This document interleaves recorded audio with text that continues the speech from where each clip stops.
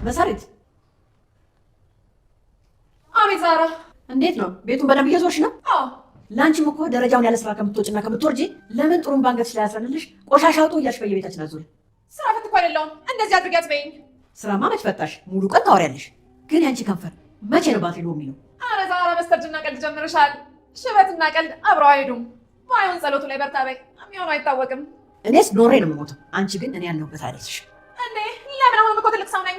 በአንድ ራስ ሁለት ምላስ፣ አንዴ እንደሊት ሆኛለሽ፣ አንዴ እንዳሮጊት ሆኛለሽ። ግን እንዴት ነው አይምታታብሽም? አይ አይምታታብኝም። እረ እንደው የሚመታ ነገር ይምታሽ። ደግሞ ሁሉም የቀመሱትን በእጥፍ ድርብ ትቀምሻታለሽ።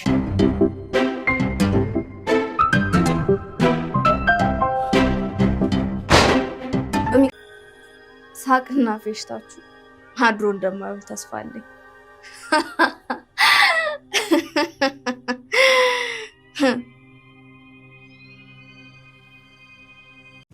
ሲበዛም ማር ይመራል ይላል ያገሬ ሰው። እንዴ ተንኮል ሲበዛም ድራማው ወዴት ነው የሚያመራው? ድራማ እንግዲህ በብዙዎች ዘንድ ተወዳጅና እንዲሁም አጓጊ የሆነ ድራማ ነው። ነገር ግን በአሁኑ ሰዓት ግን በጣም ተንኮሎች ተደጋግመዋል። አንዱ ችግር ተፈጥሮ የሆነ መላ ሳይገኝለት ሌላ ችግር ይፈጠራል። በአሁኑ ሰዓት እንግዲህ አምነን በግራና ቀኝ የተጠመደበትን ችግር በእያንዳንዱ ደረጃ አሁን ላይ በጣም እየገዘፈበት መጥቷል። ለዛ ሁሉ መፍትሄ አፈላልጋለሁ እያለ በተለይም በአሁኑ ሰዓት የተደረገው ነገርም እንግዲህ ሲፈንም ቆርጣ የተነሳችበት ነው። ታዲያ በዛሬው ዕለት እንግዲህ በጣም በሚያሳዝን ሁኔታ የነ አምነን ቤት ጋይቷል ማለት ነው። በጣም ነው የሚያናድደው። እንዴ መጋለጥ አለባት። በተለይ ሲፈንም ሆነ ሜርሲ ከዚህ ቤት እስከ ኖሩ ድረስ ተንኮላቸው መጋለጥ አለባቸው። በተለይም ደግሞ በአሁኑ ሰዓትም ምስጦፋ አሁን ላይ የሲፈን ተባባሪ ሆኖ በመምጣቱ አንዳንድ ነገሮችን ያው እያስኬደ ቢሆንም መጸጸትም ነበረበት።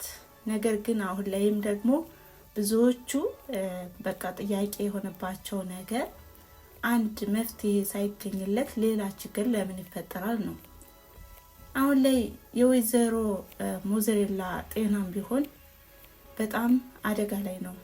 ነገር ግን በዛሬው ዕለትም ከሌሎች ቀን በተሻለም ሁኔታ ብሌን እያጫወተቻትና እንዲሁም ተረትን እያወራችላትም ነበረ።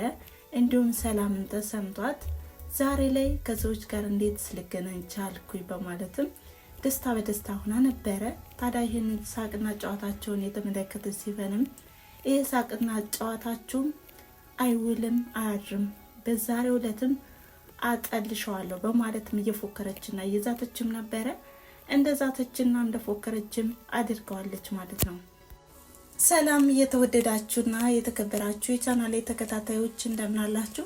ዛሬም እንግዲህ በአጓጊውና እንዲሁም በተወዳጁ ድራማ በድር ድራማ መጥቻለሁ ማለት ነው። በዛሬው ዕለት እጅግ አዳዲስ ነገሮች ተፈጥረዋል።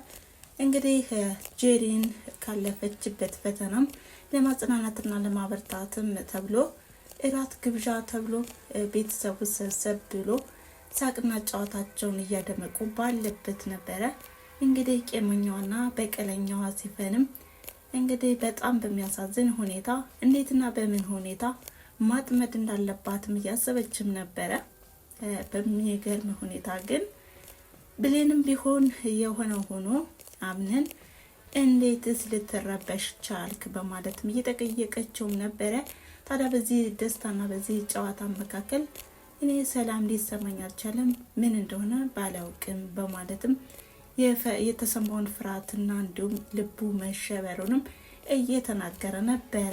እንዲሁም ጄሪ ከዚህ በኋላ ለአምነንም ቃል እየገባችለትም ነበረ። ከዚህ በኋላ በጣም በብዙ ሁኔታም ልረዳህና እንዲሁም ከጎን ልሆንም ቃል እገባላለሁ በማለትም ከጎኑ እንደሆነችም እየተናገረችም ነበረ። በተጨማሪም አምነንም ቢሆን እንግዲህ ወደ ራስሽ ከተመለሽ ዋናው ነገር ጤናሽ ነውና ሁሉም ነገር ይደርሳል በማለትም እንግዲህ ያለውን ማበረታታትም እያሳያትም ነበረ።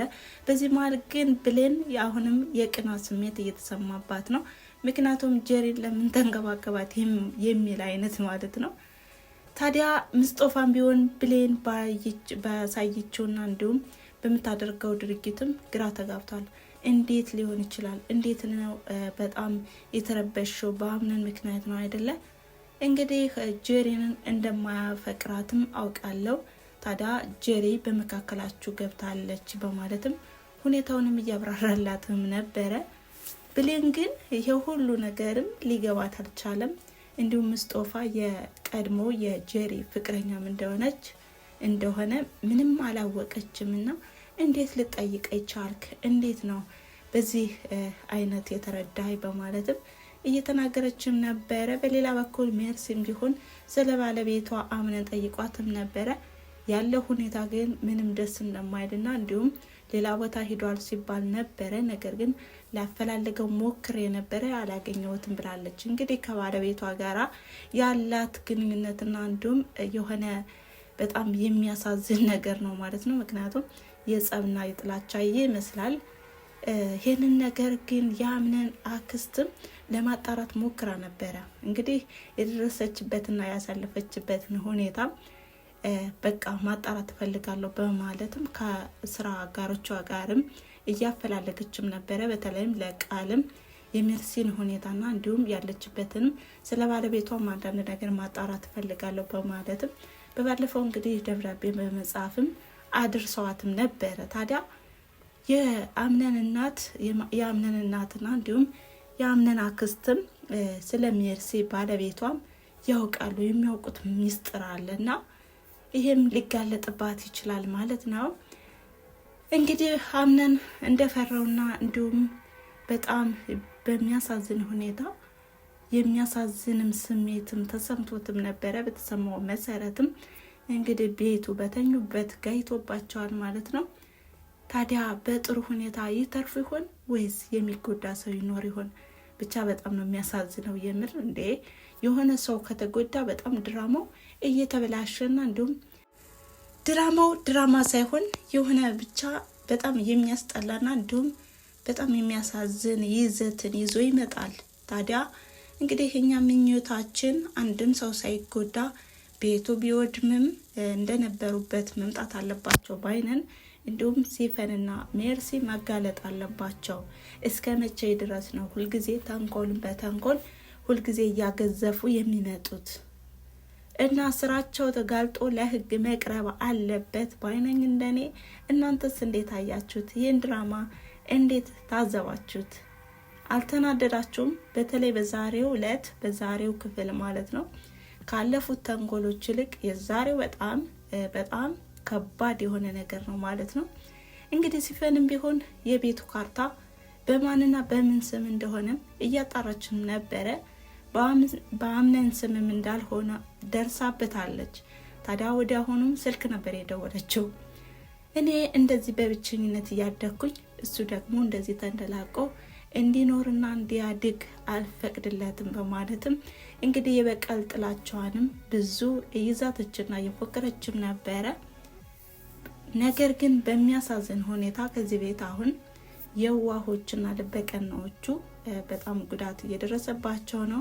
በተለይ አምነንም በእናቱና በአክስቱ ወንጀል ማለት ነው እንደዚህ ሊሆን የቻለው ምንም በማያውቀው ነገር ማለት ነው። ታዲያ እንግዲህ ወንጀለኞችም ሆነ እንዲሁም ስራውን የሰሩት አካሎች መጠየቅ ሲኖርባቸው፣ ነገር ግን በስራው የሌሉት ሰዎች እንደዚህ ሲሳደዱ በማየታችን በጣም ነው የሚያናድደው። እና ቤተሰብ የዛሬ የነበረ ቪዲዮ ይሄን ይመስል ነበረ።